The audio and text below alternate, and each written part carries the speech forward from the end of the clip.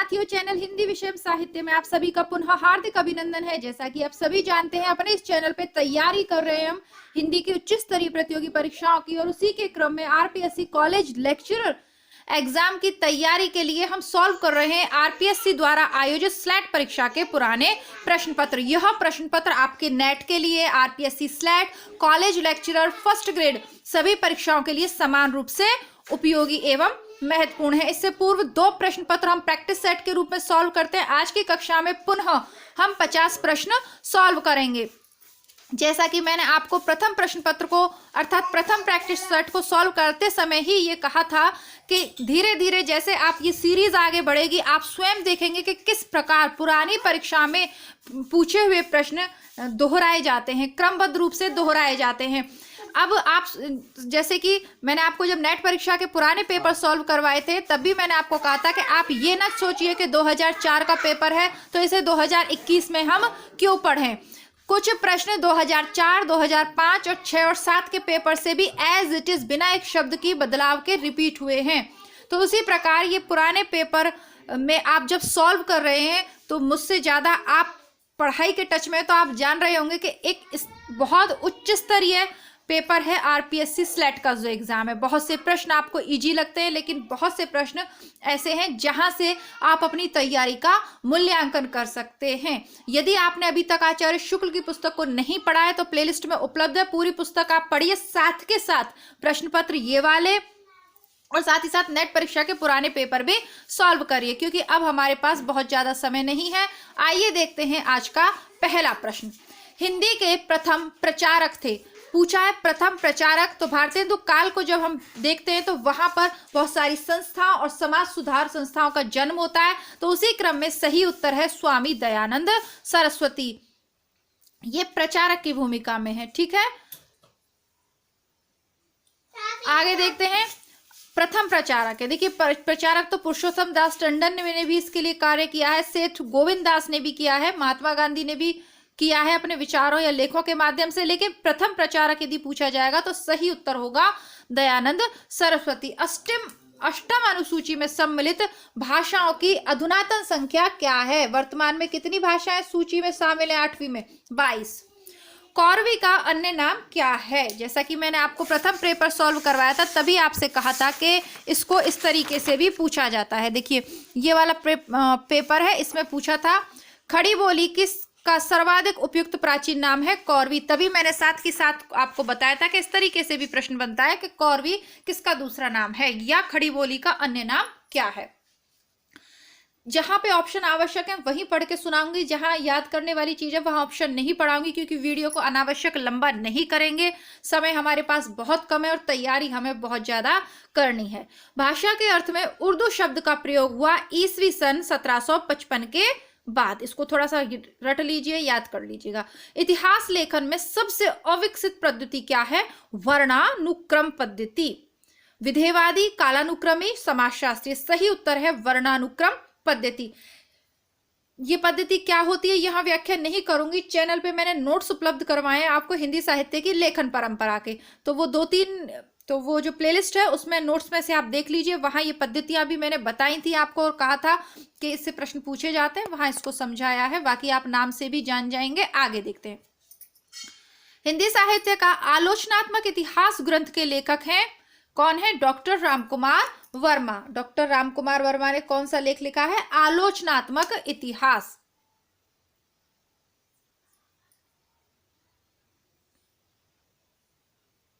आगे देखते हैं।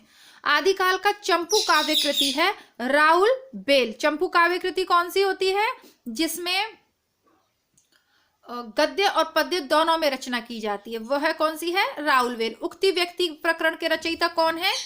दामोदर दास हैं। यह एक व्याकरणिक ग्रंथ है। श्रवकाचार के रचनाकार कौन है? देवसेन। यह जैन जो गृहस्थ हैं उनके जीवन से संबंधित इसमें बताया गया है। और वर्ण रत्नाकर को तो अगले प्रश्न में पूछ ही लिया है। वर्ण रत्नाकर के रचयिता हैं, तो वर्ण रचनाकर के रचयिता हैं ज्योतिरीश्वर ठाकुर। पृथ्वीराज रासो है कैसा? वीर गाथात्मक काव्य है। और यह कल के पेपर में भी हमने करा था। शिलाओं पर लिखा हुआ काव्य है राउलवेल। राउलवेल से दो चीजें क्लियर हो गई इसी पेपर में, याद कर लीजिए। राउलवेल कैसा है? शिलांकित कृति है, शिला पे लिखा हुआ है। दूसरा, राउलवेल किस प्रकार का है? तो यह चंपू काव्य है। आगे देखते, 63 शलाका पुरुषों के जीवन का वर्णन किसमें हुआ है? महापुराण में। यह भी हमने शुक्ल की पुस्तक में पढ़ा था। पृथ्वीराज रासो के रचना विधान में सर्वाधिक विवादास्पद पक्ष है ऐतिहासिकता। कल का पेपर में आपको दिखाती हूं कि किस प्रकार थोड़े से अंतर से जो है प्रश्न रिपीट होते हैं। कल के पेपर में 13 नंबर का प्रश्न हमारा था कि आदिकाल की किस रचना में इतिहास की उपेक्षा की गई है पृथ्वीराज रासो। मैंने व्याख्या करके आपको समझाया था प्रमाणिक और अर्ध प्रमाणिक के उसमें। उसी को थोड़े से शब्दों के अंतराल से पूछ लिया है कि पृथ्वीराज रासो के रचना विधान में सर्वाधिक विवादास्पद पक्ष क्या है? इसकी ऐतिहासिकता। जो इसमें तिथियां दी गई हैं वो वर्तमान ऐतिहासिक तिथियों से मैच नहीं करती। विशिष्टाद्वैत के संस्थापक आचार्य कौन थे? यह भी कल मैंने आपको बताया था, रामानुजाचार्य। विशिष्टाद्वैत किसका है? रामानुजाचार्य का। बल्लभाचार्य जी का कौन सा है? शुद्धाद्वैत। मध्वाचार्य का है। द्वैताद्वैत रामानंद का है। ये इसी के प्रवर्तक हैं। रामानुज की परंपरा में ही रामानंद आते हैं। शुद्धाद्वैत मत के प्रतिपादक बल्लभाचार्य। ये कल के पेपर में भी था, मैंने आपको यहाँ पे लिखा भी था, शुद्धाद्वैत प्लस पुष्टि मार्ग बराबर बल्लभाचार्य। कल के पेपर में लिखा था तो यहाँ नहीं लिखूंगी। वापस आगे बढ़ते हैं। हिंदी प्रदेश में राम भक्ति आंदोलन का केंद्र था काशी अर्थात वाराणसी, जिसका वर्तमान में नाम है बनारस। सिख पंथ के प्रवर्तक संत थे गुरु नानक। सिख पंथ के प्रवर्तक संत थे गुरु नानक। कबीर को भाषा का डिक्टेटर कहने वाले आलोचक हैं हजारी प्रसाद द्विवेदी। संत काव्य का प्रधान रस है शांत। शांत रस प्रधान है ना। जब संतों की बात होती है तो सगुण की जब बात होती है तो हम तुलसीदास को आधार मानते हैं, और जब निर्गुण संतों की बात होती है तो फिर कबीर को आधार मानते हैं। तो यहाँ शांत रस इसका प्रधान रस है, क्योंकि काव्य की बात कर रहे हैं और कबीर ने कोई काव्य रचना की नहीं है। सूफी प्रेमाख्यानक काव्यों का प्रतिपाद है। प्रेम कथा के माध्यम से ब्रह्म और जीव का मिलन। जीवन नहीं है, ये जीव है। प्रेम कथा के माध्यम से ब्रह्म और जीव का मिलन, आत्मा और परमात्मा का मिलन। जैसी के पद्मावत में ये देखने को मिलता है ना, मानुष प्रेम भयो बैकुंठी। ठीक है। सूफी काव्य परंपरा की सर्व प्रमुख रचना कौन सी है? तो ये सभी सूफी काव्य परंपरा की हैं, लेकिन सबसे उत्कृष्ट जो है वह है जायसी की पद्मावत। शास्त्रीय दृष्टि से हिंदी के प्रथम महाकाव्य का नाम क्या है? इसको घुमा के ऐसे भी पूछा जा सकता है कि शुक्ल के अनुसार हिंदी का प्रथम महाकाव्य है पृथ्वीराज रासो। हरिदास संप्रदाय का दूसरा नाम क्या है? हरिदास संप्रदाय अर्थात सखी संप्रदाय। अष्टछाप के संस्थापक थे विट्ठलनाथ। अष्टछाप के संस्थापक कौन थे? विट्ठलनाथ थे। बल्लभाचार्य के पुत्र विट्ठलनाथ ने ना 65 में इसकी अष्टछाप की स्थापना की थी। मीरा पदावली में प्रधान भाव है, कल के पेपर से रिपीट है, माधुर्य। रीति मुक्त कवि कौन है? द्विजदेव। ठीक है। रीति मुक्त कवि कौन से हैं? द्विजदेव। जगत विनोद के रचयिता का नाम है पद्माकर। और अभिनव गुप्त का रस निष्पत्ति विषयक मत कहलाता है अभिव्यक्तिवाद। उत्पत्तिवाद किसका है? लोल्लठ का। भुक्तिवाद किसका है? नायक का। और शंकुक का है अनुमितिवाद। और अभिव्यक्तिवाद किसका है? अभिनव गुप्त का। अभिनव अभिव्यक्ति, इस तरीके से ट्रिक से याद कर लीजिएगा, दोनों के शुरू में अभी आता है। भिन्नार्थक अथवा निरर्थक शब्द की आवृत्ति होने पर अलंकार होता है यमक। करुण रस का स्थायी भाव शोक।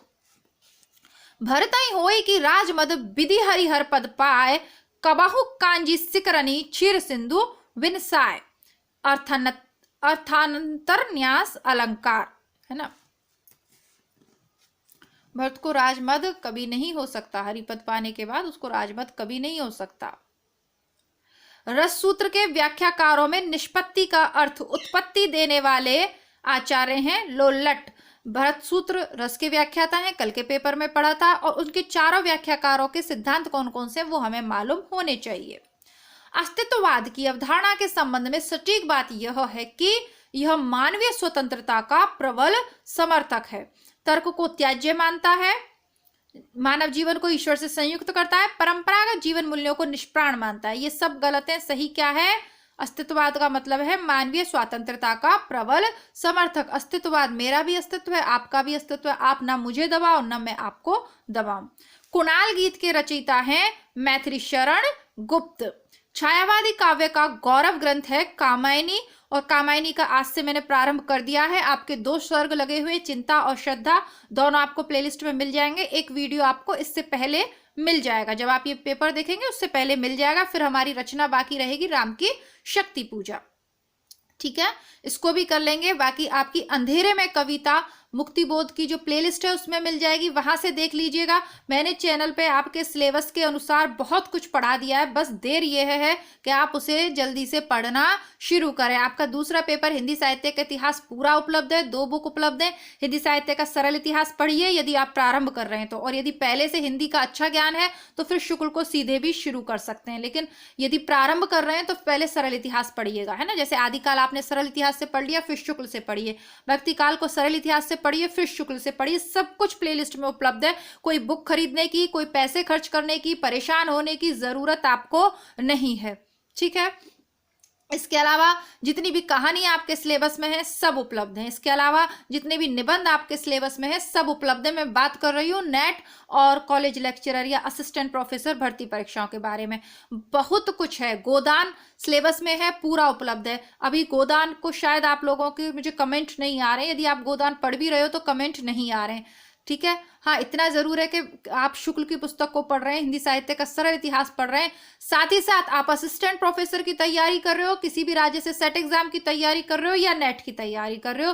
नेट परीक्षा के पुराने पेपर आपको प्रतिदिन लगाने, वहां से भी कमेंट आ रहे हैं, तो मुझे अच्छा लगता है जब लोग आप मेरी बात का अनुसरण करते हैं तो थोड़ा सा मुझे अच्छा लगता है ना, क्योंकि जिन बच्चों ने अनुसरण किया उनके जो कमेंट आते हैं तो वो काफी संतुष्टि वाले होते हैं, ठीक है। तो इसीलिए मैं आपको ये सजेस्ट कर रही हूँ, यदि आपके पास है पुराने पेपर तो आप उनको पढ़िए। मैं ये नहीं कह रही हूँ कि आप चैनल पे से ही पढ़िए, पढ़िए जरूर। रही बात, क्योंकि अब समय ज्यादा नहीं है, हमें मैटर भी पढ़ना है और प्रैक्टिस सेट भी डेली लगाने पड़ेंगे। मैटर ही मैटर पढ़ते रहोगे, प्रैक्टिस नहीं करोगे तो भी बात नहीं बनेगी।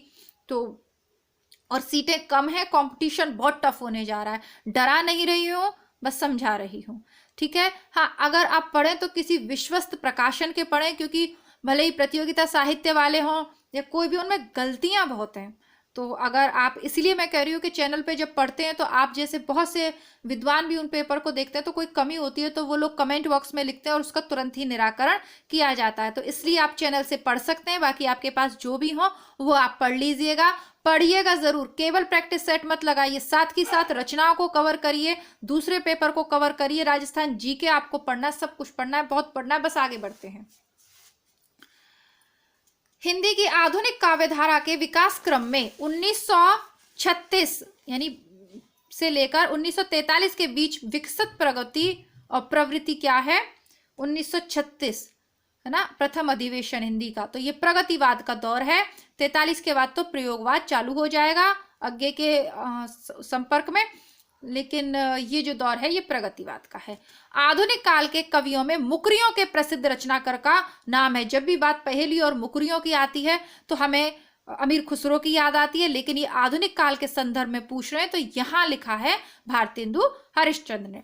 तार सप्तक के नाम से प्रयोगवादी कविता के संग्रहों की संख्या कितनी है? 4। तार सप्तक किसका है?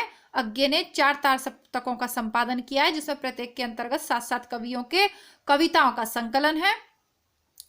और युयुत्सु नामक पात्र जिस काव्य में मिलता है वह है अंधायुग। अंधायुग के रचयिता कौन है? कौन है? धर्मवीर भारती जी, ठीक है। तो धर्मवीर भारती की रचना है अंधायुग, उसमें युयुत्सु नामक पात्र मिलता है और यह सत्याग्रही था। ये एग्जाम नेट के में अभी पूछा गया है। कतकी पूनो कविता के लेखक हैं अज्ञ।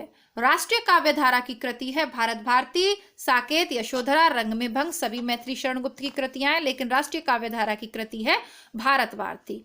हिंदी के सौष्ठववादी आलोचक हैं नंद दुलारे वाजपेयी जी। सौष्ठववादी आलोचक प्रमुख है, बार बार रिपीट होता है, नंद दुलारे वाजपेयी। आधुनिकता का लक्षण क्या नहीं है? स्वचेतनता, बिल्कुल अपनी चेतनता, इहलौकिक परिवेश के प्रति सजगता, लोक निरपेक्षता। लोक निरपेक्षता आधुनिकता का लक्षण नहीं है। हिंदी की प्रगतिवादी आलोचना के उन्नायक कौन कहे जाते हैं? प्रगतिवादी प्रमुख आलोचक, तो ये है शिवदान सिंह चौहान। नेट के 18 या 19 वाले पेपर में यह रिपीट हुआ है, मतलब रिपीट तो बहुत बार हुआ है, पर अभी जस्ट हाल में जब नेट के पेपर सॉल्व करवाती हूँ या यूपी पीजीटी के करवाए हैं, सारा जो मैटर है ना, जैसा कि मैंने आपसे कहा कि माइंड में चलता रहता है कि मुझे असिस्टेंट प्रोफेसर की वैकेंसी राजस्थान से आई, तो आपके सिलेबस का और नेट के दोनों बच्चों के लिए क्या सही रहेगा वो मैं इस समय चैनल पे करवा रही हूँ। तो यूपी पीजीटी के जो पेपर है ना, वो सबके लिए, वो आपको भी करने, प्रतिदिन प्रैक्टिस सेट सॉल्व करोगे आप। नेट के पुराने पेपर कर लिए, ये वाले 50 प्रश्न मेरे साथ आप कर ही रहे हो, इसके बाद जब ये वाली सीरीज खत्म हो जाएगी तो आप यूपी पीजीटी वाले लगाइए। मैंने आपसे पहले ही कह रही हूँ, फर्स्ट ग्रेड, असिस्टेंट प्रोफेसर और नेट, इनका लेवल 1 है। हाँ, सेकंड ग्रेड के पेपर देखने की जरूरत नहीं है आपको असिस्टेंट प्रोफेसर के लिए, वो आपका कवर हो जाएगा। किसी भी राज्य के हो, प्रैक्टिस सेट हैं ये आपके, इससे कोई फर्क नहीं पड़ता कि किस राज्य के। हिंदी साहित्य का इतिहास भी वही है, व्याकरण भी वही है, काव्य शास्त्र भी वही है। कुछ टॉपिक ऊपर नीचे हुए हैं तो एक आध प्रश्न ज्यादा पढ़ लोगे तो उससे कोई आपको वो नहीं हो रहा है ना। सिलेबस अपनी टेबल पे सामने चिपका लीजिए जिससे दिखता रहे कि कौन से टॉपिक हैं आपके सिलेबस में, ठीक है। बाकी रचनाएं आप पूरी पूरी पढ़ें, रचना को अधूरी पढ़ के पेपर देने नहीं जाइएगा कि गोदान के सिर्फ पात्र पढ़ के चले गए। पात्र नहीं पूछेगा वो आपसे, आप असिस्टेंट प्रोफेसर बनने जा रहे हैं, आपको ये रचनाएं खड़े होकर क्लास में पढ़ानी है, तो आपसे पात्रों की अपेक्षा नहीं करेगा, वो आपसे कुछ अच्छा ही पूछेगा। और पात्र तो सभी बता देंगे ना। कोणार्क नाटक के लेखक हैं जगदीश चंद्र माथुर। प्रेमचंद का वास्तविक नाम क्या था? धनपत राय। प्रेमचंद का वास्तविक नाम क्या था? धनपत राय। ऐतिहासिक उपन्यासकार के रूप में कौन विख्यात है? वृंदावन लाल वर्मा। इनके उपन्यास आपको याद है? मृगनयनी, गढ़कुंडार, है ना। गढ़कुंडार आपने देखा था, अभी कौन सी मूवी आई थी अजय देवगन की, वो तो उसमें था ऐसा गढ़कुंडार, ऐसा ही कुछ, तो वो इनके हैं ऐतिहासिक उपन्यास। तानाजी, है ना। यशपाल का देश विभाजन की त्रासदी से समृद्ध उपन्यास है झूठा सच, ये तो बार बार पूछा जाता है। और हिंदी प्रदीप के संपादक बालकृष्ण भट्ट और नासिक के तो पाख्यान के रचयिता हैं सदल मिश्र। तो हो गया आपका फर्स्ट पेपर में। मैंने थोड़ी सी कुछ परीक्षा उपयोगी चीजें बताई थी, पेपर लंबा हो गया था तो भाई लोगों को शिकायत हो गई थी कि 50 प्रश्नों को करने में बहुत ज्यादा समय आपने लगाया, और मैंने कहा था कि अगर वन लाइनर के रूप में मैं करवाऊंगी आपको तो 50 प्रश्न 15 मिनट में करवा दूंगी। लेकिन मेरा उद्देश्य यह रहता है कि अगर आप 50 प्रश्न कर रहे हो तो वो 50 की जगह आपके लिए 70 या 80 प्रश्न बन जाए, ठीक है। तो नासिकोपख्यान के रचयिता है सदल मिश्र, ठीक है। इंशाअल्लाह खां के हैं रानी केतकी की कहानी के हैं, लल्लू लाल का है प्रेम सागर, और सदा सुखलाल का भी मुझे एकदम से याद नहीं आ रहा माइंड में। तो इसके साथ आपके 50 प्रश्न हो गए हैं। आशा करती हूँ आपको अच्छा लग रहा होगा। और कल एक भाई का कमेंट आया था कि ये कौन सी बुक है, उनको मैंने बताया था भाई ये मेरे विवाह पूर्व के नोट्स हैं, और जो पुस्तकें हैं वह भी विवाह पूर्व की हैं। इसके पीछे कुछ खाली पन्ने, ये इसका वो हट गया है मुझसे, क्या बोलते हैं आप, जो बाइंडिंग होती है क्या होती है, वो हट गई है। तो फिर मैंने धागे से उसको अभी आप लोगों के लिए जब पढ़ाने के लिए निकाले हैं तो थोड़ा व्यवस्थित करना पड़ता है, तो धागे से मैंने सिल दिया था। अब गांव में तो यहाँ कहाँ जाती मैं, और ये जब कुछ जो कुछ भी मुझे मिलता जाता था कुछ पेपर वगैरह, तो ये कुछ खाली पन्ने थे, इसके पीछे मैंने ऐड करवा लिए थे, जैसी भी हैंडराइटिंग में बस लिख डाले ताकि मैटर एक जगह मुझे मिल जाए, इसीलिए इस तरीके से तैयार करे थे। तो आपके समक्ष प्रस्तुत कर रही हूँ, ये कोई भी अलग से बुक नहीं है। तो मैं आपको बता दूं कि ये वाली बुक से मैं आपको करवा रही हूँ, ये मेरे अपने खुद के नोट्स हैं विवाह पूर्व के, वही प्रस्तुत कर रही हूँ। प्रयास अच्छा लग रहा हो तो वीडियो को लाइक ज़रूर करें, और अधिक से अधिक अपने मित्रों में इन वीडियोज़ को शेयर करें। बाकी कहानी वगैरह आप चैनल से पढ़ते रहें, प्लेलिस्ट चेक करते रहें। मिलती हूँ कल एक नए वीडियो के साथ, तब तक के लिए नमस्कार, धन्यवाद, जय हिंद।